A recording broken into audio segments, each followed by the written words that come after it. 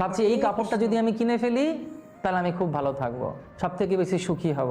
এই গাড়িটা যদি আমি কিনে ফেলি, ফেরারি, তাহলে আমি খুব খুশি হয়ে যাব। আমরা ভাবছি এটা পেয়ে গেলে ভালো থাকবো, ওই কস্তুরী মৃগর মতো। এটা পেয়ে গেলে এটাই সেই সুগন্ধ, এটাই সেই জিনিস। তো পর মুহূর্তে মনে হচ্ছে এটা আমার লাগবে না, পর মুহূর্তে আরে নতুন জিনিস চলে আসছে আমাদের সামনে, ওটাই লাগবে। পর মনে হচ্ছে ওটা পেতে হবে আমাকে। আর 2G ছিল, 3G দরকার, 4G দরকার। প্রথমে এমনি মোবাইল ছিল, ঘোরানো ফোন ছিল, চাহিদা সে ঘোরানো শেষ নেই। ফোন চলে গেল, তারপর টেপা এলো, এখন ছুলেই কাজ হয়ে যায়, তারপরে বললেই কাজ বললেই হবে, হয়ে যাবে। কোনো শেষ নেই।